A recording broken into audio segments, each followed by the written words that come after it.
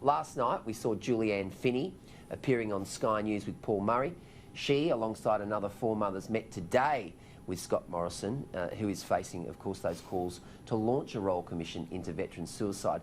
Alarming stories of suffering, mistreatment and a lack of support have emerged at the Telly's Save Our Heroes Summit.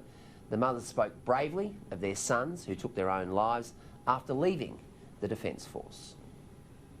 5 grieving mothers, 1 demand: a Royal Commission into veteran suicide. So now today we are all here being the voices of our sons because they're not here.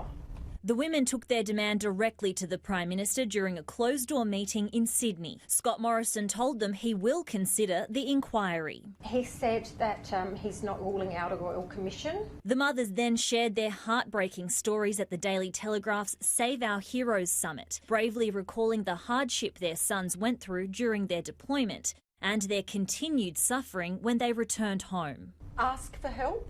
We will ruin you and get you out. The summit heard alarming accounts of multiple suicide attempts, of soldiers being humiliated during service, and a lack of support from mental health professionals. He was born on Armistice Day. How ironic to die on Anzac Day. It wasn't a coincidence. Brad chose that day to prove a point. He chose that day because he couldn't handle it anymore. He couldn't handle the Anzac days anymore. The New South Wales government quickly stepped up, backing their call for a Royal Commission. The Royal Commission is ultimately a federal government decision. The New South Wales government is committed to supporting the call for a Royal Commission. What we don't want it to be is to be a talk fest where it's elongated and taking a long time. I think clearly from today what we need is action on the ground now to actually support our veterans. Australia's most decorated soldier, Ben Roberts-Smith, spoke about the isolation he felt when he returned from Afghanistan. He's told Sky News more needs to be done to help veterans in need. There are hundreds of families going through this and we need to stop it. So instead of not talking about it, the conversation needs to take place and we need to identify the problem, and that's what the Royal Commission will give us. Momentum is building for a Royal Commission into veteran suicide. More than 250,000 people have already signed a petition started by Julianne Finney, whose son David died earlier this year. Royal Commissions force action, they compel action. The 5 mothers who lost their sons say they won't stop fighting for the inquiry until the government acts. But you have to understand that the ADF has taken Australia's bravest. These were not broken people. They have taken Australia's bravest. And we must remember that. Stella Todorovic, Sky News, Sydney. Caleb, it's a big issue, suicide rates among our veterans, those who have served our country. Look, full credit to the Telly and, of course, Sky News through Paul Murray in trying to address what is clearly an escalating problem in this country. When you look at the suicide rate for veterans, it is pretty disgraceful.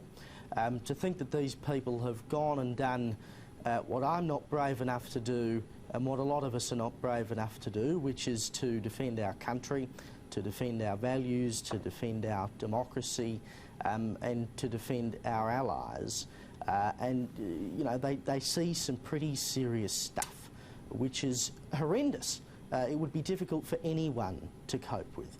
And to think that they come back and they feel so hopeless, they feel so disconnected, that the only option they have left is to kill themselves, is a national disgrace and should be treated as such. I tend to think that, you know, Royal Commissions, you have a lot of them and what do they actually achieve, but I think this is an issue where it needs to be nationally highlighted. On a national scale, we need to be talking about the suicide rate amongst our veterans, and we need to come up with a solution, or at least be talking about what we can do to fix that rate. There should not be a single veteran who comes back who is unsupported.